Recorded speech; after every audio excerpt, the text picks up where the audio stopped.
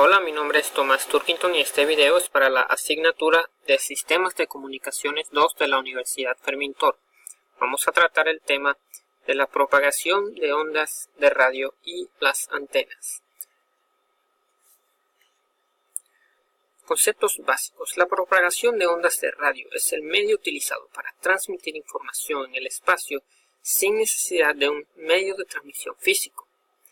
Es empleado en las comunicaciones y la transmisión de datos e información, que no serían viables de otra forma si se utilizaran medios de transmisión físico.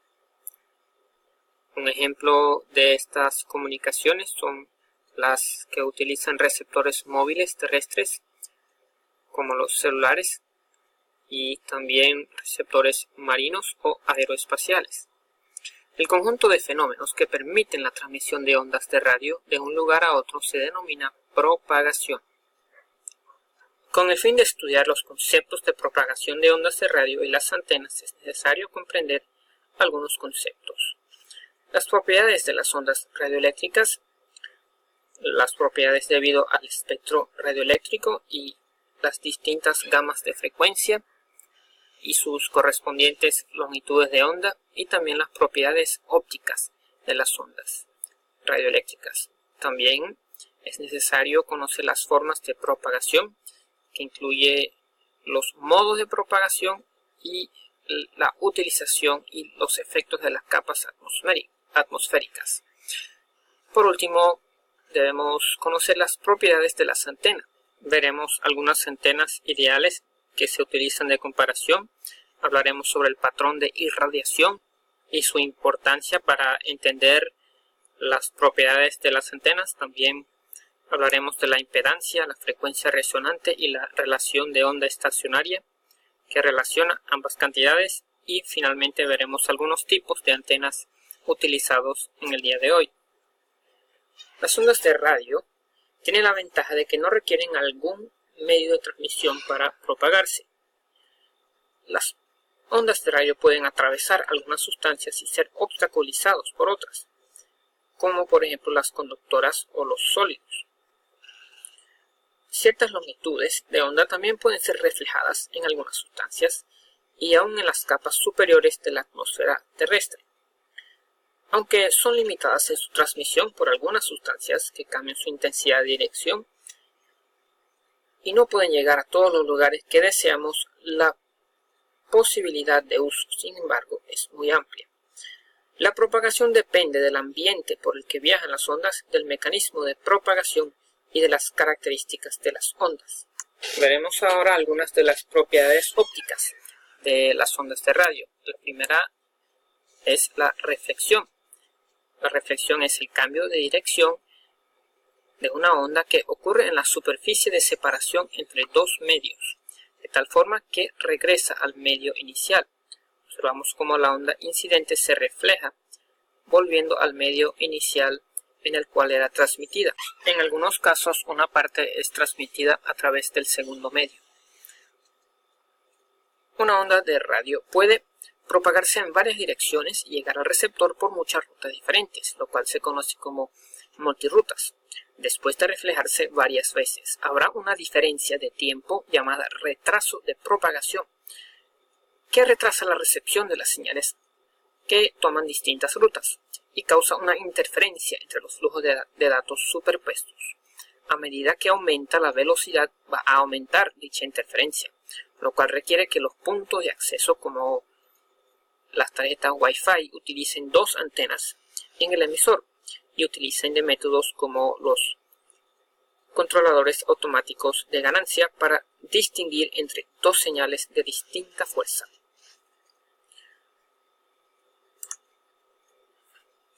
La refracción tiene que ver con el cambio de dirección que experimenta una onda al pasar de un medio material a otro. Solo se produce si la onda incide oblicuamente sobre la superficie de separación de los dos medios y si estos tienen índices de refracción distintos. La refracción se origina en el cambio de velocidad de propagación de la onda. Observamos aquí lo que es la refracción de una onda. Difracción es un fenómeno característico de las ondas que se basa en el curvado y esparcido de las ondas cuando encuentran un obstáculo o al atravesar una rendija. Vemos un ejemplo aquí. Al encontrarse con este obstáculo, una parte de la onda es difractada y la otra incide. La otra continúa su camino anterior. También se utiliza el término filo de cuchillo, ya que a través de este filo se separa la onda que continúa su ruta normal de la onda que es difractada. Atenuación. Se conoce como atenuación de una señal, sea esta acústica, eléctrica u óptica, a la pérdida de potencia sufrida por la misma al transitar por cualquier medio de transmisión. Vemos en este caso como la señal número 1 de 100 megawatts se redujo a 50 megawatts debido a la atenuación del medio por el cual es transmitido. Vemos aquí la fórmula utilizada para calcular la reducción de ganancia. El espectro radioeléctrico. La porción del espectro electromagnético donde se encuentran las ondas de radio se denomina el espectro radioeléctrico. Contiene una serie de gamas de frecuencias con longitudes de ondas correspondientes, cada una con sus distintas propiedades que gobiernan su propagación. Mientras más alta la frecuencia, más corta es la longitud de onda. Las características del medio, sólidos, líquidos, gases, vacíos, conductores, iones, entre otros, impiden que las ondas viajen en línea recta, causando los fenómenos de comportamiento óptico que ya hemos observado. Las formas de propagación son las siguientes: Skywave o onda celeste, Direct Wave o onda espacial, Reflected Wave, onda reflejada, y Surface Wave, que es onda terrestre. Observaremos las características de cada forma de propagación. Propagación por ondas de superficie, utilizando las ondas largas y ondas cortas. En frecuencias de menos de 3 MHz se permite la propagación superficial, que utiliza la curvatura de la Tierra debido al fenómeno de difracción. Es necesario usar antenas de polarización vertical, debido a que la componente de campo eléctrico es absorbido por la Tierra. Antenas de un cuarto o media onda a nivel de suelo son ideales para lograr ángulos bajos de radiación que permiten usar frecuencias más bajas en caso de que el transmisor y receptor quedan en zona de salto o skip, en especial en horas nocturnas o por la absorción en el día de la capa D. Algunas de las capas de la ionosfera que veremos más adelante, vemos que la capa D se encuentra solamente durante el día y en la noche desaparece. Vemos aquí una antena que se utiliza para la propagación por ondas de superficie. Propagación ionosférica.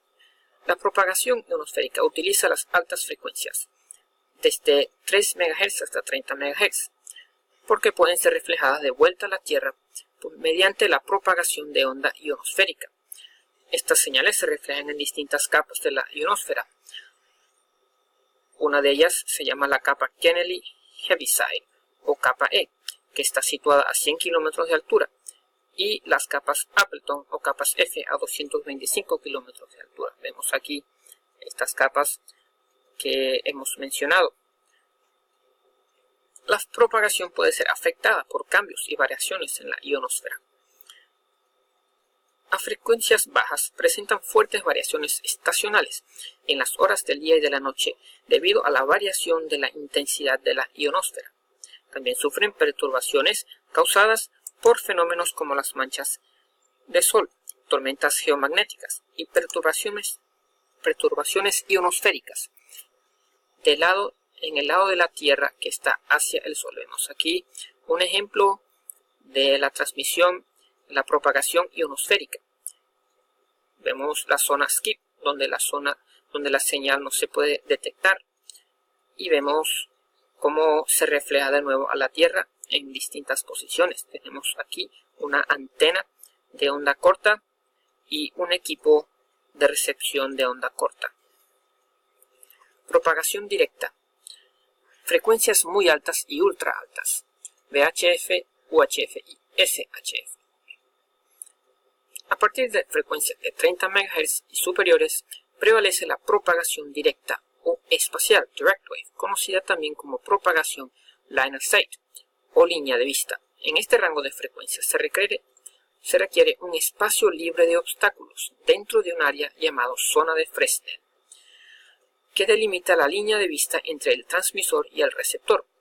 Elevando la altura de las antenas y colocando repetidores pasivos, es posible alargar el alcance de la señal. En transmisiones VHF y UHF también se observa el fenómeno de difracción, por lo que ocurre también la propagación por difracción en bordes o filo de cuchillo. Observamos de nuevo la propagación por difracción en bordes que hemos mencionado.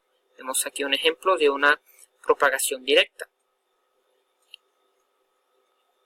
debido a que el transmisor y el receptor deben estar en línea de vista para que la señal pueda ser transmitida. En caso de que no se encuentran en línea de vista, se deben usar repetidores para hacer que la señal sea reflejada de nuevo al receptor. Propagación directa. Frecuencias, utilizando frecuencias super altas y extra altas. Las frecuencias SHF y HF emplean únicamente la propagación directa.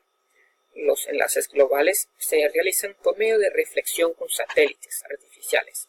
Se emplea en la comunicación satelital, las naves espaciales y el radar marítimo aéreo. Aquí tenemos un satélite artificial utilizado para la comunicación y un radar marítimo.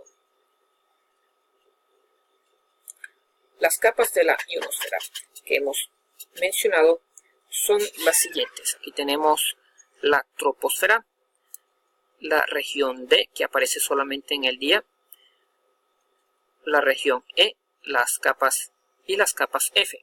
Vemos aquí cuando aparecen estas capas. Las capas D y E desaparecen en la noche. Las capas F1 y F2 se combinan en la noche y todas las capas aparecen en el día. Ahora hablaremos acerca de las antenas. Una antena es un conductor con una longitud determinada que se encuentra al final de una línea de transmisión, la cual irradia al ambiente la señal que se quiere transmitir. Las antenas interactúan altamente con su ambiente y poseen comportamientos impredecibles que dependen de la ubicación donde se instalan. Las características de una antena dependen de la relación entre sus dimensiones y la longitud de la señal de radiofrecuencia transmitida o recibida. Por ello, existen las antenas elementales, resonantes y directivas, con sus características correspondientes. La ganancia de una antena mide la tendencia de concentrar la señal en una dirección específica en unidades de decibel. Cada aumento de 3 decibel duplica la potencia en una sola dirección. Antenas de alta dirección son fuertemente direccionales, mientras las de baja ganancia son omnidireccionales, es decir, la señal se irradia en todas las direcciones. Existen antenas verticales, horizontales y parabólicas, con características ideales para transmitir o recibir señales en forma omnidireccional o direccional. El patrón direccional característico de cada antena se llama el patrón de irradiación. Tenemos aquí entonces un ejemplo de una antena parabólica, una antena horizontal y una antena vertical. Existen dos antenas ideales e imaginarias que se utilizan como punto de comparación con las antenas reales. Son el dipolo ideal y el radiador isotrópico. Un radiador isotrópico es perfectamente omnidireccional con ganancia cero. Un dipolo ideal se construye en condiciones controladas de laboratorio de acuerdo a un estándar exigente, el cual cuando es operado en dicha condición debe mostrar una ganancia de 2,15 decibeles. Existen medidas de comparación. Una antena de 10 dBi tiene una ganancia de 10 dB mayor a un radiador isotrópico. Un dipolo ideal de 10 dBd tiene una ganancia de 10 dB por encima es un dipolo ideal, lo cual es una comparación más cerca a la realidad.